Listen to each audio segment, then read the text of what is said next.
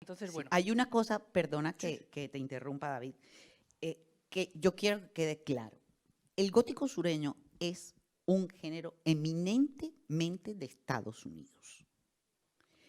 Si alguien escribe algo, es que nos pasó en una ocasión que que un había que escritor, contarlo, había que ya contarlo. había que contarlo, no podemos evitar, que un escritor dijo que su obra era gótico sureño. Y bueno, David y yo nos pusimos muy, muy malos y al final acabamos regañándolo y diciéndole que no, que eso no es gótico sureño.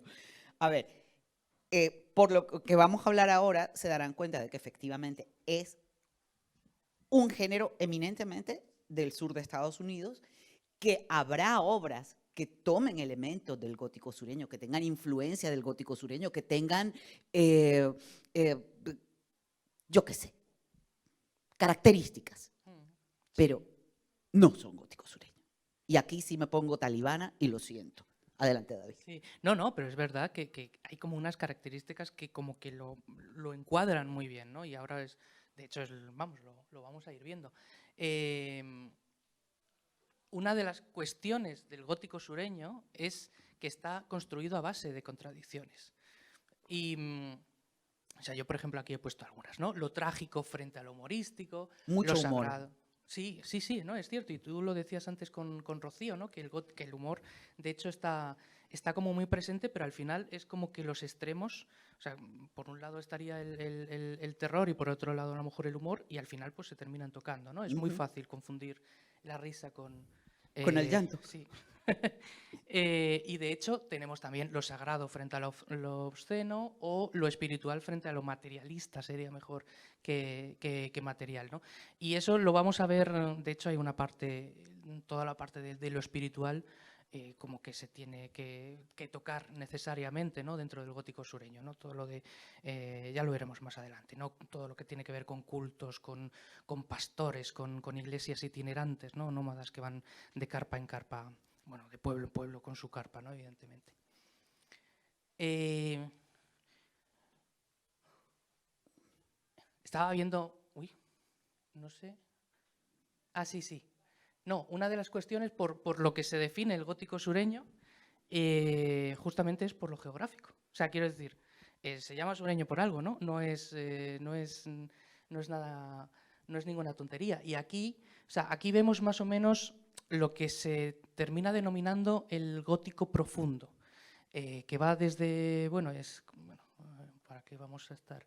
Todo lo que es la zona de Georgia, Alabama, Mississippi, Louisiana y Texas, incluso un poquito de Nuevo México, ¿no? Al final de... ¿Esto qué significa? Que al final todas estas historias como que están centradas en toda esta zona. Que perfectamente puede haber toda la zona de Arkansas o incluso bueno, Alabama es que es, de hecho, en Montgomery, no sé si es Montgomery bueno, en Alabama, de Alabama era Truman Capote, era, por ejemplo, Cullen, ¿no? Era Sí. también Harper Lee, ¿no? Que son autores de los que vamos a ir hablando durante esta conversación, ¿no? Que vivían, o sea, conocían perfectamente el sur, conocían todo ese imaginario y al final, bueno, pues es de lo que escriben y donde se desarrollan estas historias, ¿no? De hecho, yo lo metería también en Nuevo México, que está aquí. Es una, y lo veremos, ¿no? A lo largo de esto.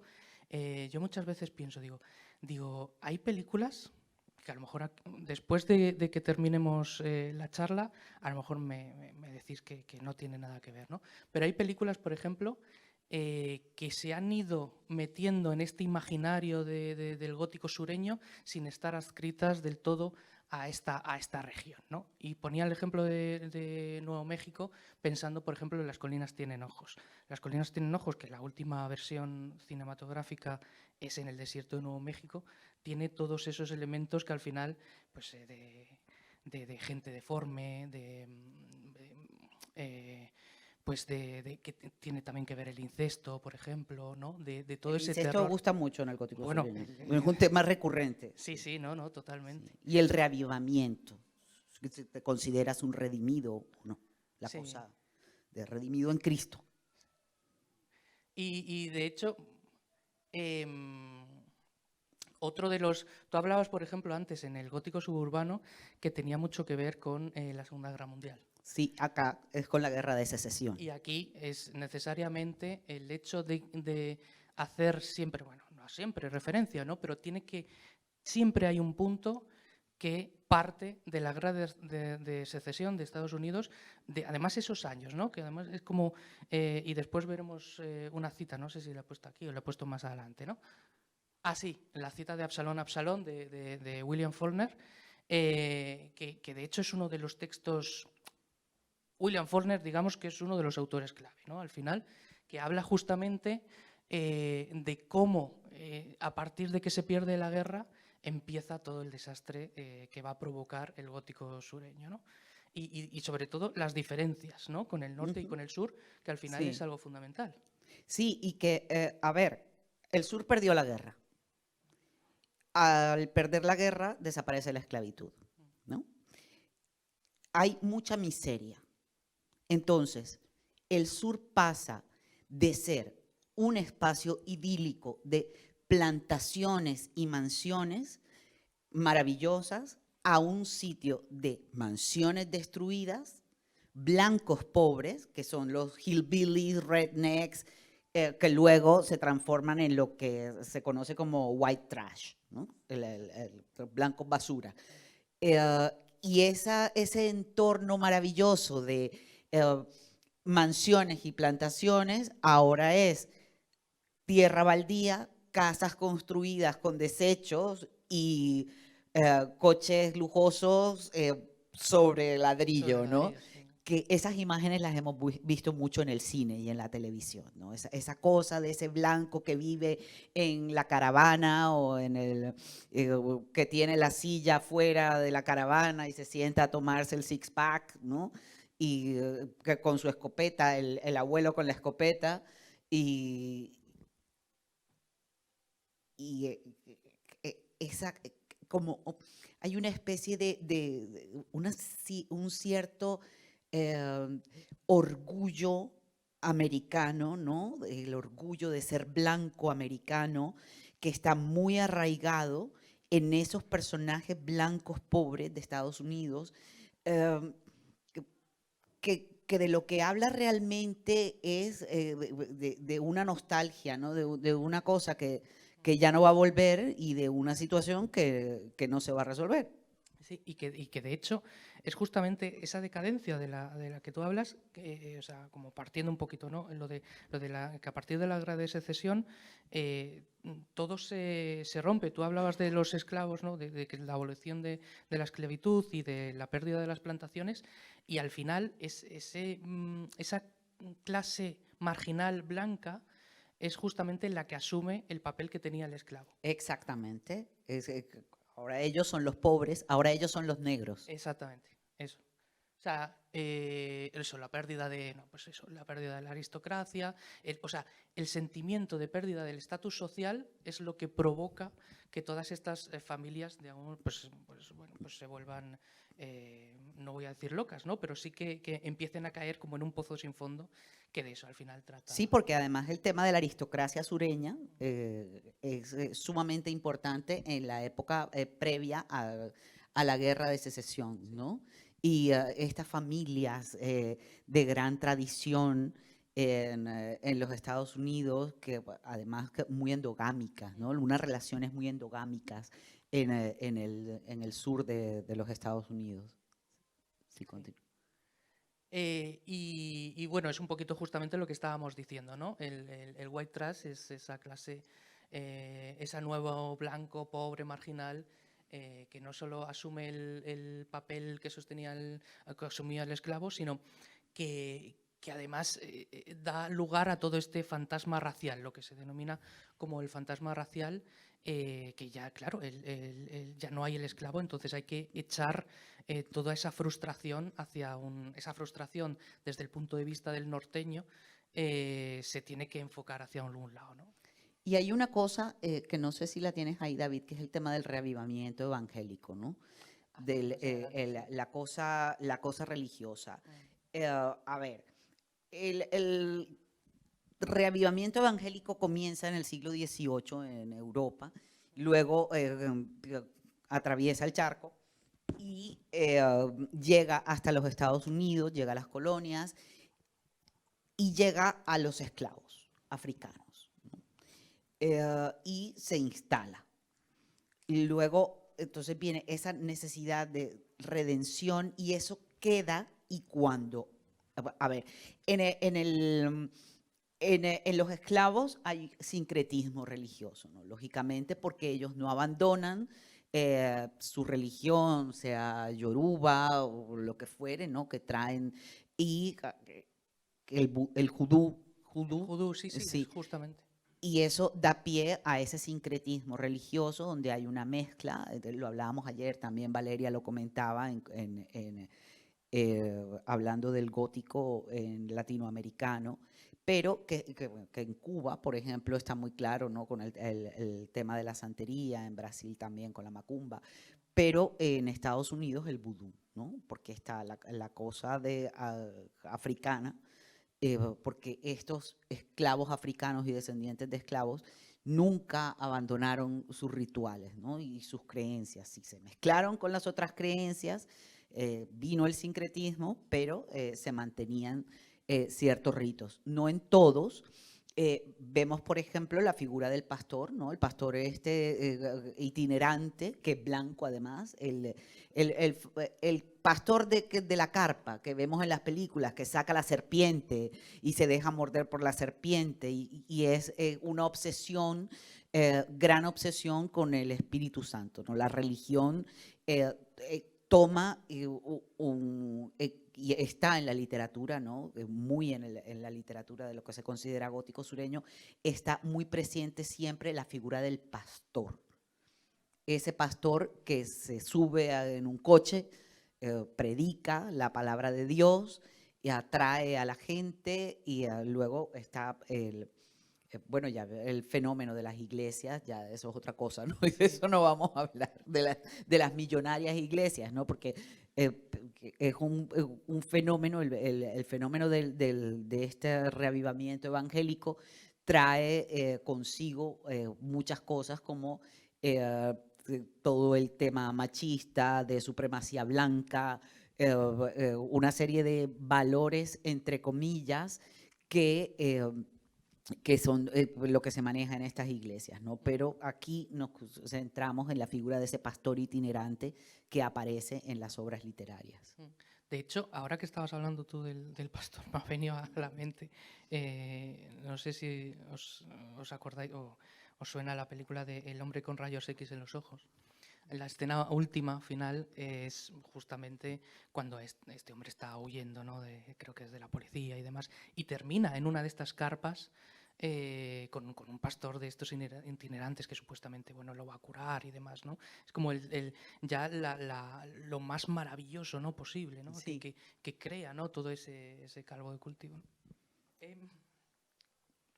Bueno, y por supuesto, todo esto al final lo que crea son una serie de personajes fundamentales, como antes os hablaba, ¿no? Pues eso, grotescos, excéntricos, deformes física o mentalmente. Eso se ve muy bien en Faulkner. En Faulkner, Mientras agonizo, por ejemplo. Y en El ruido y la furia también. Sí, que de hecho hay después hay unas citas, ¿no? Por ahí. Y en cuanto a los personajes, al final se construyen a través de esto, ¿no? O sea, lo grotesco más lo perverso, pues al final las desviaciones, o sea, hacen que la naturaleza de estos personajes se rija por las desviaciones morales y lo que considera el gótico sureño en esta época, a principios del siglo XX. Pues estamos hablando, por ejemplo, Absalón es de 1936, o sea que para que más o menos veamos, y El ruido de la furia pues del 29 o por ahí. Sí. Y en el gótico sureño, bueno, que se considera no normativo, pues las relaciones interraciales, ¿no? Un negro con una blanca con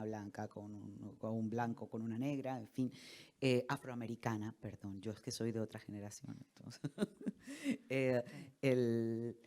Y el incesto, claro. Y el incesto que está a la orden del día y la pedofilia, pues, es una cosa natural además. Se ve como algo natural entre esta población. Claro. Y de hecho, bueno, el incesto al final, pues todos sabemos, ¿no? A todo lo que conduce. Y luego además hay una proliferación de imágenes, todo un imaginario dentro de este gótico sureño, que empezamos pues, con los típicos, las típicas marismas, ¿no? Zonas de pantanos, sobre todo de Luisiana, ¿no? Del sur de Sí. Luisiana y demás. Los chorretones estos que caen es el llamado musgo español, Ujú. que en realidad yo creía que era un parásito de los árboles, pero resulta que no, es una planta. Lo que pasa es que no tiene raíces y necesita colgarse, ¿no? de otros árboles. Pero es muy curioso porque en la misma zona de Estados Unidos del Sur, o sea, lo llaman pelo de bruja, que Ah, además entronca, ¿no? Con todo esto que decíamos de los hechiceros vudú de la zona de Luisiana, ¿no? Y demás, que me parece a mí, no sé. Bueno, aquí las típicas, ¿no?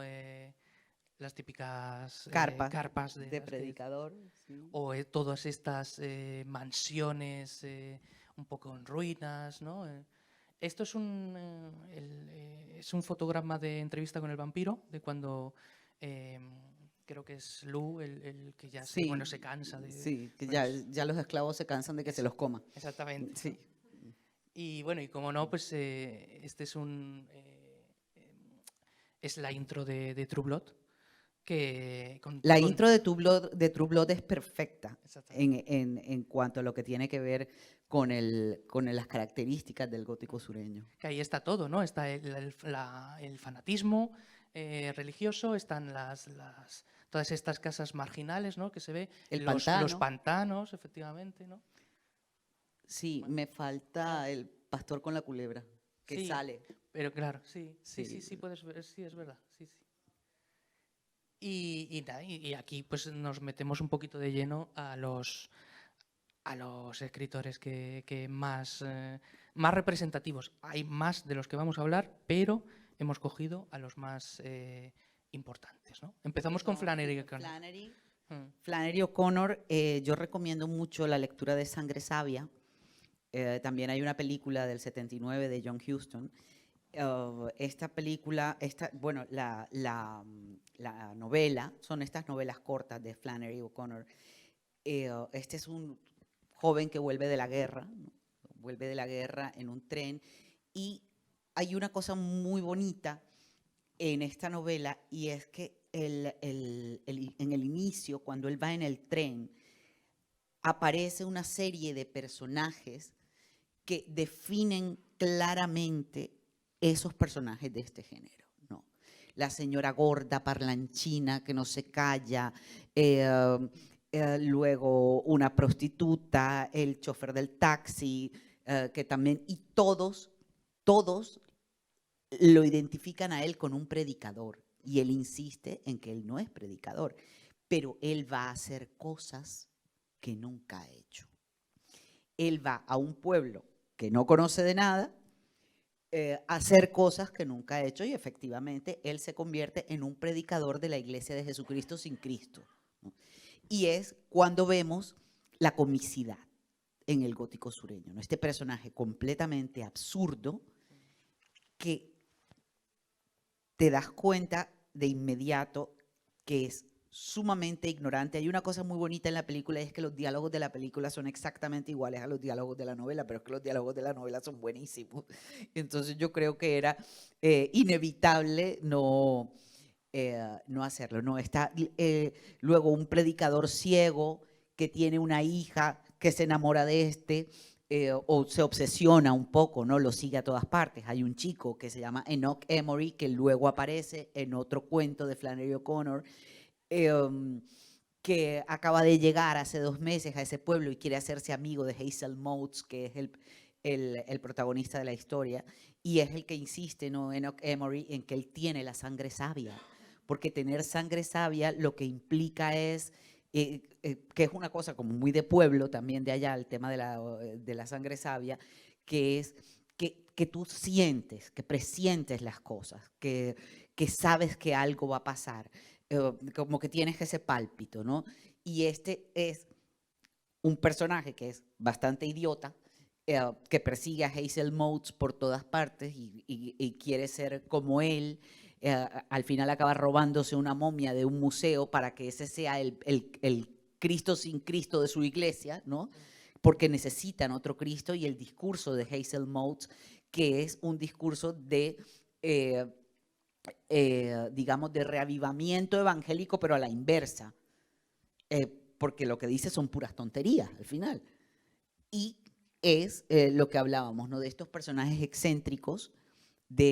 Por ejemplo, hay una escena cuando él llega a la casa de la prostituta, que es una señora muy gorda. Flannery O'Connor la describe como una persona muy gorda en un batín rosa en el que no cabe, que se está cortando las uñas con una tijera grande, las uñas de los pies con una tijera grande. Esta imagen está en la película perfectamente retratada. Además, el personaje es tal cual como uno se lo imagina, el que aparece en la película. Y claro, aquí hay una cosa, ¿no? Que es el viaje en tren, ese volver, ¿no? a ese entorno, la obsesión de este personaje con el alma, ¿no? Su obsesión con el alma, su obsesión con la muerte, con los ataúdes. Hay todo un pasaje donde él habla de ataúdes, vio un ataúd de un niño, tiene un sueño recurrente donde él ve una mujer muy flaca y muy alta que no cabe dentro de un ataúd, pero también estuvo en una feria donde se coló de niño y los hombres pagaban 7 céntimos por entrar a ver un espectáculo que nunca habían visto, y era una mujer metida en un ataúd contoneándose, ¿no? Que ya me dirán ustedes lo que se puede contonear uno dentro de un ataúd, pero era como la cosa exótica, ¿no? Entonces, toda desfile, ¿no? Es como un freak parade de un personaje detrás de otro, a cual más excéntrico. El pastor que es ciego, que en realidad no está ciego, pero que se ha quemado los ojos con cal, que es un poco como Edipo en Colono, ¿no? Que se saca los ojos, estos personajes al margen, ¿no? que deciden que lo que tenían que ver ya lo han visto, lo que tenían que vivir ya lo han vivido, y ahora tienen que enfrentarse al mundo con los ojos abiertos, pero sin ver, porque, en fin, que es que hay una serie de personajes que van apareciendo a lo largo de la historia, y que son todos los personajes del gótico sureño están ahí, están en Sangre Sabia. Luego, en Un hombre bueno es difícil de encontrar, otro cuento bellísimo de Flannery O'Connor, también hay una nostalgia de la plantación, ¿no? Esta abuela que se va con el hijo, la nuera y los niñitos a Florida, se van en un viaje por carretera, y la abuela durante todo el tiempo está cayendo en la trampa de la nostalgia, ¿no? Diciendo, aquí había una mansión, aquí había una plantación, aquí había, los niñitos son insoportables, dan ganas de matarlos. La cuestión es que hay algo muy interesante en esa historia, y es que la abuela dice que pasando un cruce hay una mansión donde hay una puerta escondida, y allí hay un tesoro. Ahí se dice que la familia, bueno, un tesoro no, dice que era donde la familia guardaba la plata. Y a los niñitos se les mete en la cabeza que ellos van a encontrar la plata y van a ser ricos, y hacen que el padre se regrese. Estoy contando el cuento, ya lo leeréis, pero al principio de la historia hay un asesino que ha escapado de la cárcel, ¿no? Que se hace llamar el desquiciado. El desquiciado. Vosotras habéis leído el cuento, seguro que sí. ¿No? Bueno, pero tengo que contarlo, porque si no, no puedo seguir hablando de la cuestión. La cosa es que están hablando todo el tiempo del desquiciado, y el desquiciado es como un personaje secundario ahí dentro de la historia, que aparece en el periódico, que tal y cual. Y ellos, al regresarse por el capricho de los niños, tienen un accidente para encontrar la mansión donde está supuestamente ese pasadizo secreto donde van a encontrar la plata. Y tienen un accidente, aparece el desquiciado, y el desquiciado, como desquiciado que se los carga a todos. Pero aquí lo importante de este relato es que lo que nos está diciendo es que por más que vayas hacia el pasado, lo único que te vas a encontrar es muerte y destrucción, porque ese pasado ya no existe. Ya no existen esas mansiones, ya no existen esas plantaciones, ese pasado glorioso del sur ya no está y no va a volver. Y cuando intentas volver hacia él, lo único que encuentras es desolación y, por supuesto, la muerte, desaparecer, ¿no? Sí, no, y de hecho, que el cuento que es maravilloso y lo recomendamos desde aquí mucho.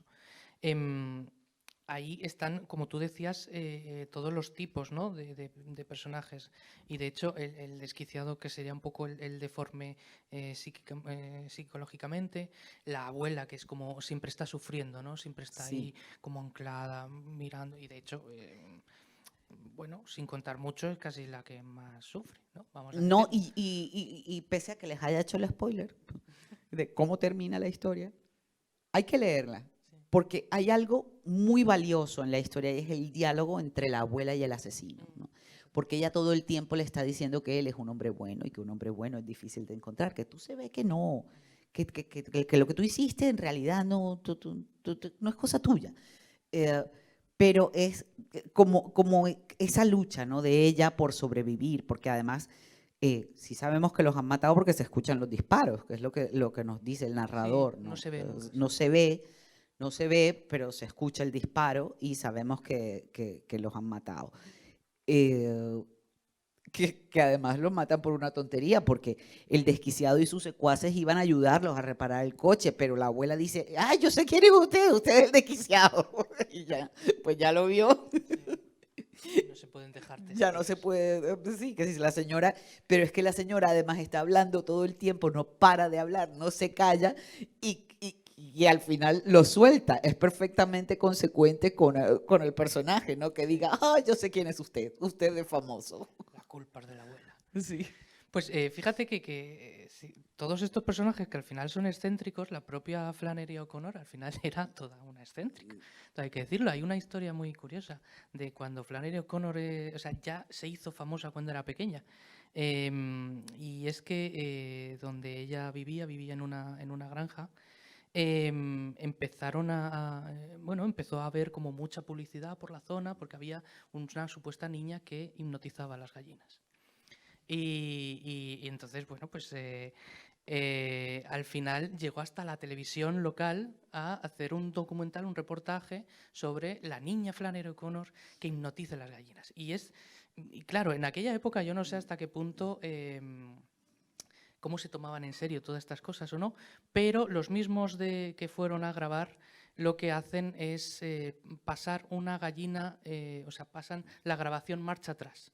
Entonces la gallina va marcha atrás y eso supuestamente es que la niña ha hipnotizado a la gallina y es capaz de De hacer hacerla caminar hacia estas atrás. cosas como mágicas, ¿no?, del Sí. sur de Estados Unidos Sí, y el demás. video está en YouTube, Sí, de Flannery O'Connor con la gallina. con la gallina, con hipnotizando a la gallina, ¿no? Y se Sí, ve. además ella, su vida estuvo marcada por la enfermedad, ¿no? Ella en sí misma es un personaje eh, que vivió encerrada en una mansión, ¿no?, en una casa en Sí, el en una casa. campo por una enfermedad que era como, eh, Que terminó sus días, de que hecho, terminó no sus podía días, salir de no casa. podía salir de la casa, era como una especie de esclerosis eh, que le causaba mucho dolor y la tenía en cama mucho tiempo y entonces ella se hizo una rutina propia donde pues escribía todo lo que podía, ¿no? Escribía todo lo que podía, luego leía, luego contestaba cartas y luego ya descansaba porque ya el cuerpo no le daba para más. De hecho, hemos puesto una cita de Sangre Sabia, de la que hablabas tú antes, Marjorie, que es sobre el libre albedrío, ¿no? Sí. Que creo que es como muy relevante Sí, de es, toda ¿acaso la. la integridad de una persona radica alguna vez en lo que no es capaz de hacer? Creo que normalmente es así, pues el libre albedrío no significaría una voluntad, sino muchas voluntades contradictorias en un único individuo. La libertad no puede concebirse en términos sencillos. Es un misterio de esos a los que a una novela, incluso a una novela cómica, solo podemos pedirle que lo profundice. Y de hecho es Claro. lo que hace Mm, en Sangre Sabia. sí, sí. Quizá que esas dos, ¿no? Que serían como los mejores ejemplos de Flannery O'Connor. Sí, Sangre sabia por un lado y el cuento Un hombre bueno es difícil de sí. encontrar. Que hasta hace unos años no estaba bien traducido al español y hace poco que salió, creo, una nueva traducción que siempre es de agradecer, claro. Em, Hombre, pues William Faulkner, ¿no? Que es como un poco el padre, ¿no? de todo esto. Del gótico sureño será un poco cliché, pero hay que hablar de Faulkner, porque no Sí. podemos hablar de gótico sureño y no hablar de Faulkner. No, Esto ya... no, y que de hecho... ¿Ah? ¿Qué? claro, exacto. Sí. Sí, somos muy de Faulkner.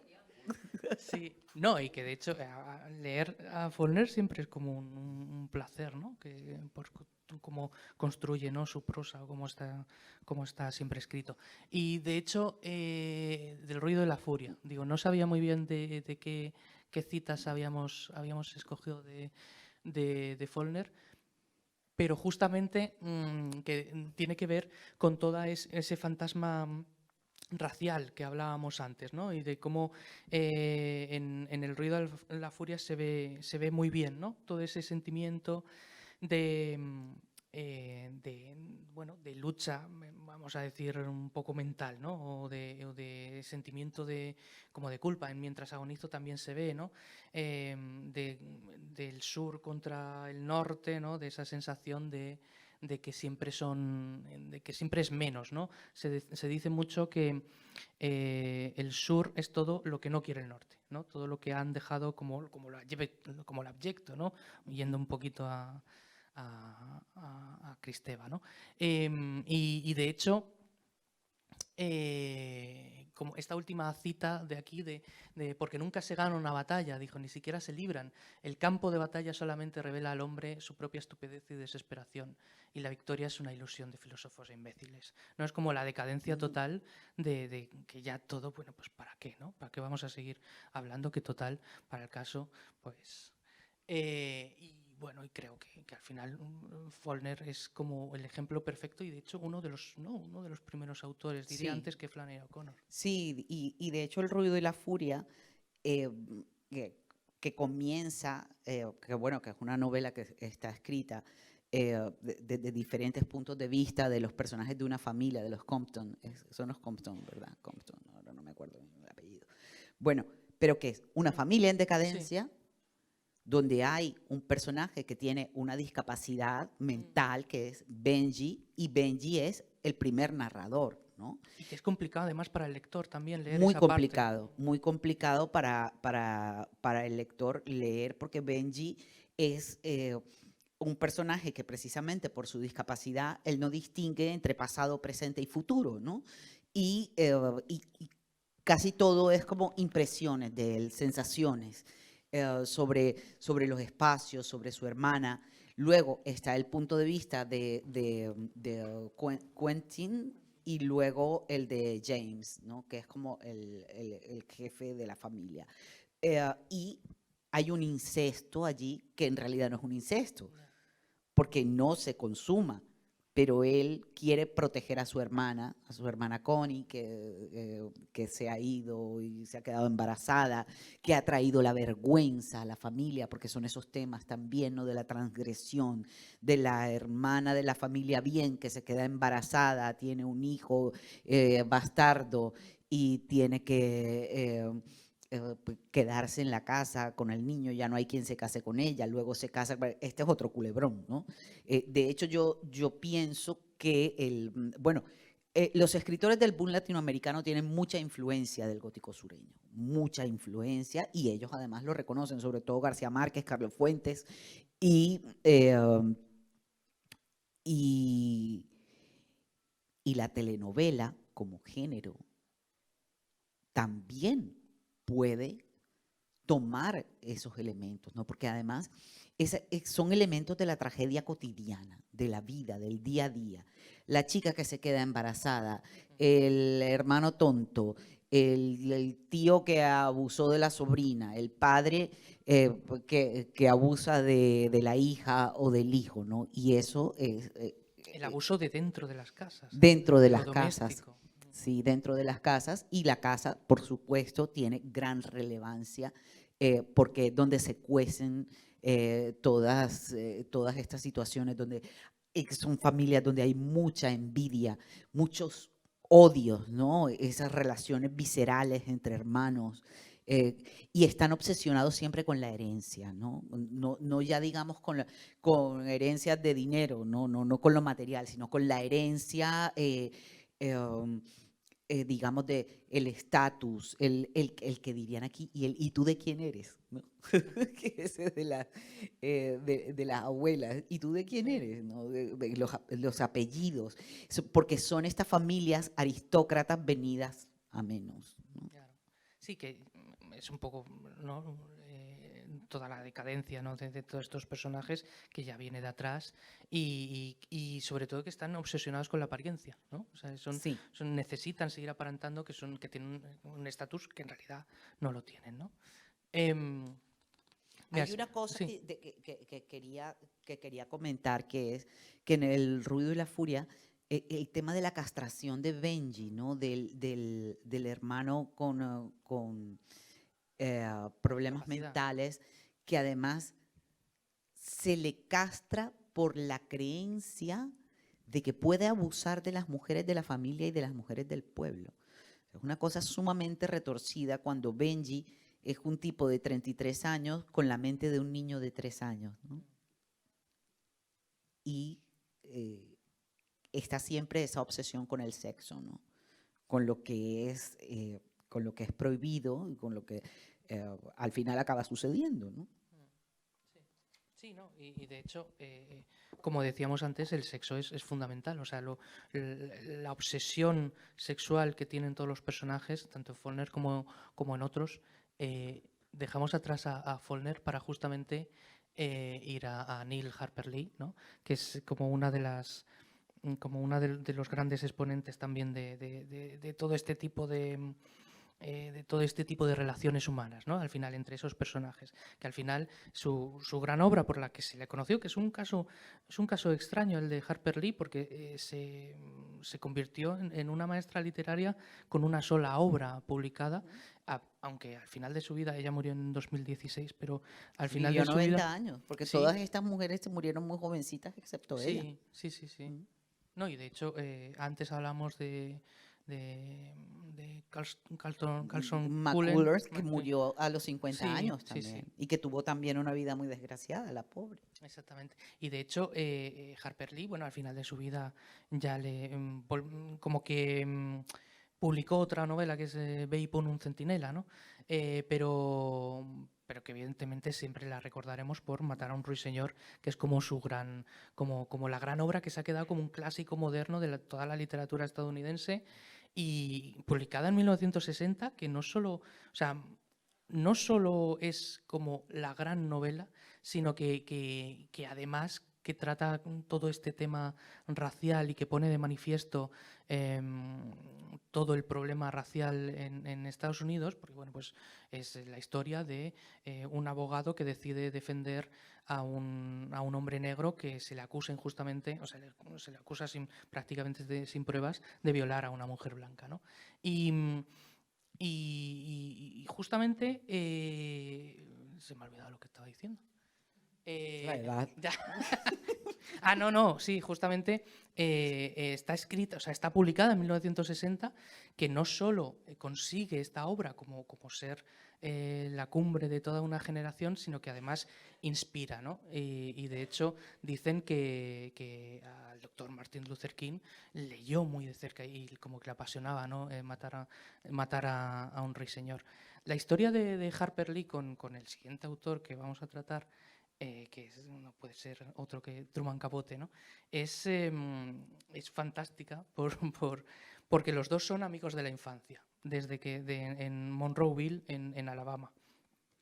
Y los dos como que siempre están juntos y de hecho, bueno, el personaje de Matar a un ruiseñor del abogado está basado en el padre de Harper Lee, que era un gran letrado de la época, ¿no?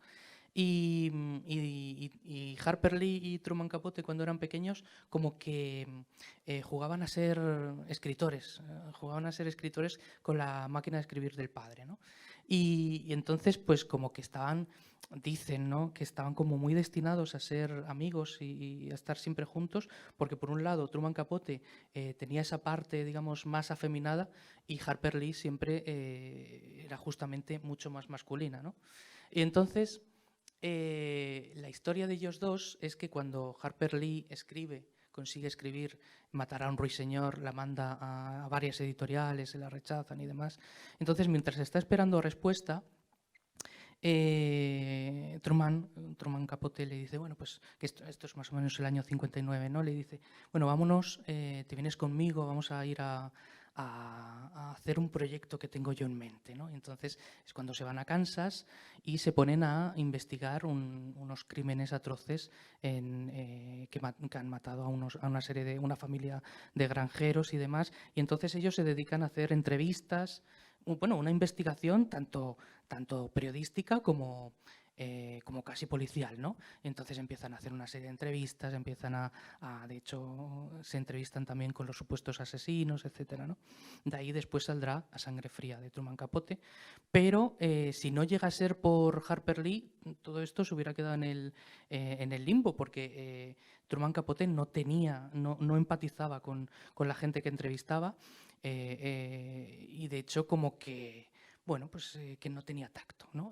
Ya saben, todos los que de alguna forma alguna vez hemos visto o imágenes o entrevistas de Truman Capote, pues siempre le salía un poquito quizá un sentimiento casi prepotente, ¿no?, podemos decir, y él nunca se pudo, con esa sensación que tenía de alguien sureño que quería escalar socialmente, como que nunca quiso ponerse como a la altura de personas en medio de Kansas, ¿no?, para entrevistarse y demás. Y entonces fue Harper Lee la que se encargó de todas las entrevistas y de hecho ella publica después toda la investigación, digamos, más periodística, la publica en una revista del FBI. Pero digamos de forma anónima para no eclipsar a Truman Capote y su novela y demás. Y el caso es que si luego nos vamos a Sangre Fría, el único agradecimiento, si se puede llamar agradecimiento, es en una línea de dedicatoria que tiene la novela, que dice algo así como a Harper Lee con mi cariño o algo así. No, entonces eso Que me hizo todo el trabajo sucio. Exactamente. Esa falta de reconocimiento a Harper Lee la mató, y luego cuando Matar a un ruiseñor ganó el Pulitzer, bueno, Truman Capote entró en un estado de envidia, de celos horrible, y jamás ni la felicitó, ni la relación de amistad se rompió y todo. O sea, que ahí se puede ver un poquito que Truman Capote era muy buen escritor, pero quizá, como hablábamos ayer de Octavio Paz, pues quizá Muy mala persona. como persona no lo era tanto. Y en el caso de Matar a un ruiseñor, para encaminarnos, y que quizá justamente... Sí que queda poco tiempo. Sí, justamente quizá lo realmente maravilloso es esa relación que consigue ir tejiendo Harper Lee a lo largo de toda su prosa, de toda su novela, con todo el problema racial, ¿no? Y toda la cuestión de cómo trata, bueno, y de hecho hay una película también maravillosa que adapta bastante bien la novela, y justamente tratan, ¿no?, todo ese fantasma que decíamos antes, ¿no? Continuamos, pues bueno, aquí está Truman Capote evidentemente como buen caballero, ¿no?, con Su actitud. su actitud, Actitud ¿no? de Truman Capote. Sí. Evidentemente no vamos a hablar de A Sangre Fría porque no podemos terminar, no se puede considerar gótico sureño, ¿no? pero sí crónica periodística. su primera novela es Otras voces, otros ámbitos. Es una novela maravillosa que además se inscribe perfectamente en el gótico sureño, y que tiene un montón de elementos autobiográficos del joven, de tanto el joven Truman Capote como la joven Harper Lee, solo que con otros nombres cambiados, ¿no?, evidentemente. Y de hecho ahí vemos, o dicen los biógrafos y los estudiosos de ellos dos, que ahí se ve los elementos de la Harper Lee niña, que ya era muy masculina de pequeña. Y Truman Capote se encarga, evidentemente, de exagerarlo seguramente mucho más, ¿no? Y, de hecho, bueno, pues esta es la historia, pues, de un muchacho de 13 años, muere su madre y hace un viaje. O sea, es otras voces, otros ámbitos, digamos que es una Bildungsroman, ¿no? Una novela de aprendizaje que va en busca de un padre que le abandonó cuando era pequeño, ¿no? Y este joven adolescente pues emprende ese viaje por el sur de Estados Unidos viendo todos estos personajes. Siempre digamos que se le echó un poco en cara que quizá otras voces, otros ámbitos, como que a nivel de calidad literaria, y esto hay que cogerlo con muchas pinzas, ¿no? Pero a nivel de calidad literaria puede ser mejor, entre comillas, que Matar a un ruiseñor, pero que Harper Lee hace muy bien construyendo los personajes y desarrollando las relaciones. Y sin embargo, lo que consigue Truman Capote en otras voces, otros ámbitos, es casi como un abanico de todos esos tipos de personajes, de que se van viendo, ¿no? Como casi como un desfile, ¿no? Pues está el típico hombre negro mayor que no aspira a nada y que se ha quedado como enclaustrado, ¿no? en ese estatus social. Encima está bueno, el paleto, ¿no? El paleto entre comillas, claro. El típico hillbilly. Exactamente.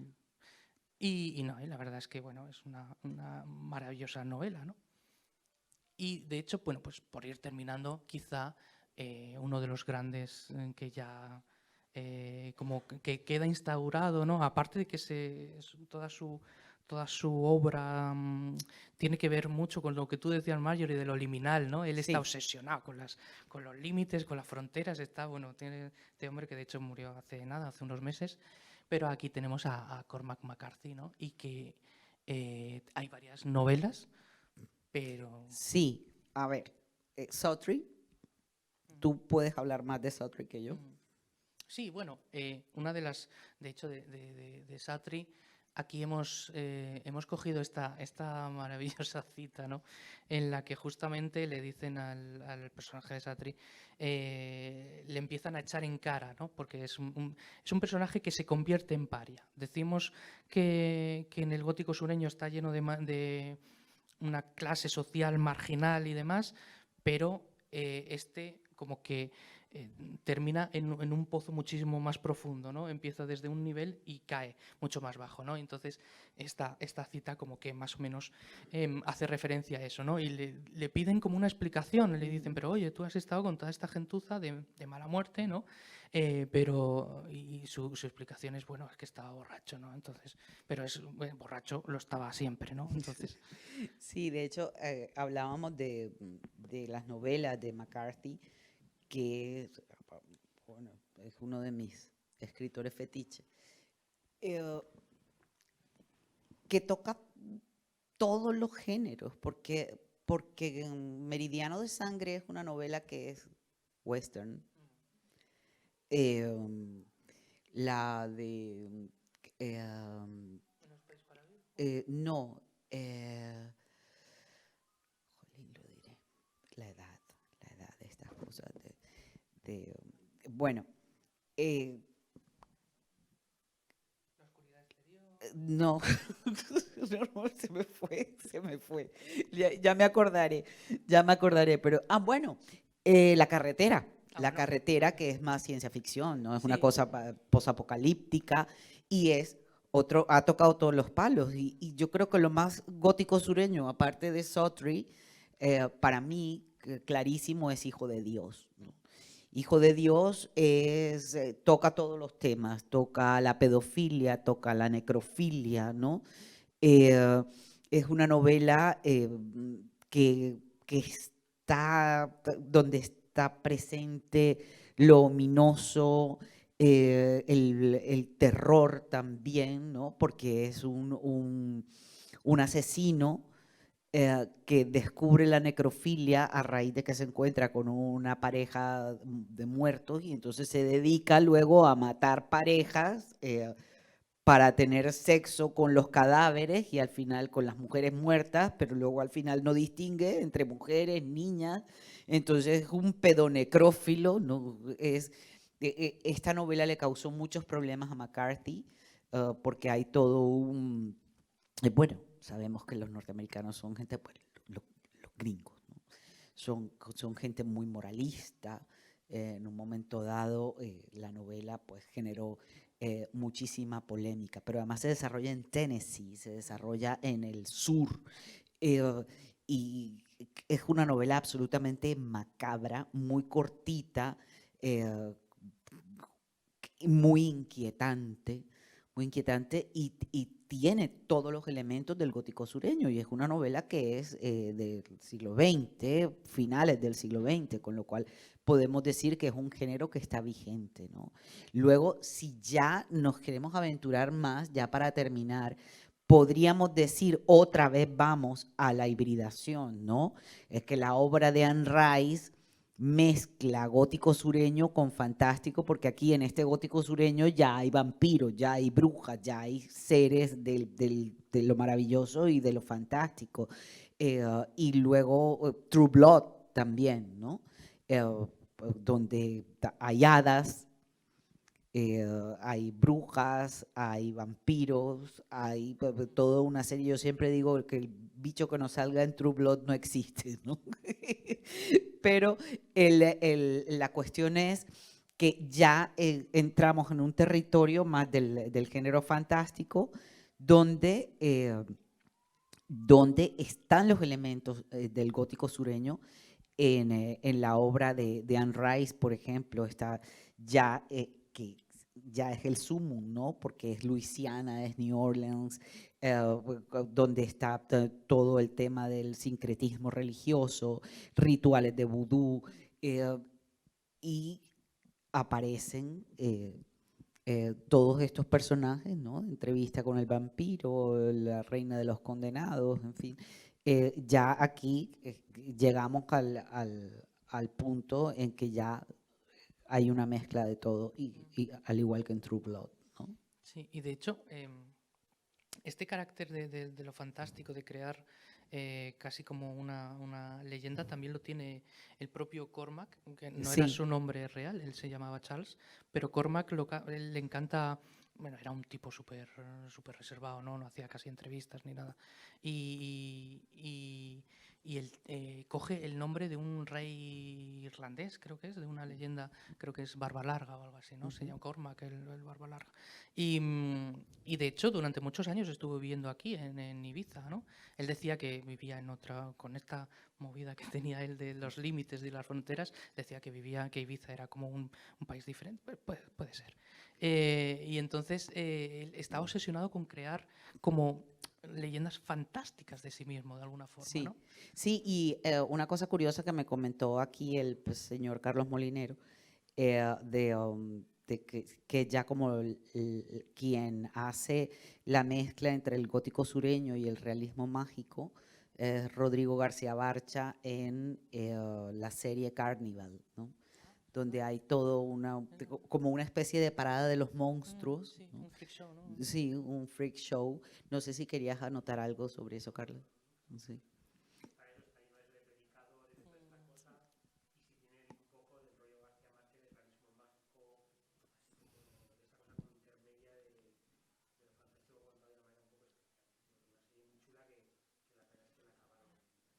Sí, sí, No además. tuvo mucho éxito en su No, momento. como todo lo bueno no tuvo mucho éxito. Pero sí que está todo ahí, ¿no? Y en ese circo, en esa carpa, en ese circo itinerante donde está la mujer que lee las cartas, todos esos personajes que tienen elementos de lo fantástico y del sur de los Estados Unidos también, que también es muy rico Sí, sí. en elementos fantásticos. Y yo creo que hemos terminado, ¿no? ¿Alguien quiere comentar algo, hacer alguna pregunta? Sí, Nathaniel Hawthorne, pero de eso vamos a hablar en el próximo Sui Generis, porque tenemos pendiente a Nathaniel Hawthorne, te toca. Ya. Oh, te tocó Hawthorne. No, y de hecho lo que dices es muy interesante, o sea, que viene mucho de atrás. Quizá lo único que a lo mejor al final la guerra de secesión es como lo que ya pega vamos, abre la brecha que es irreparable, ¿no? Entre el norte. Muchas gracias. Bueno, muchas gracias por venir.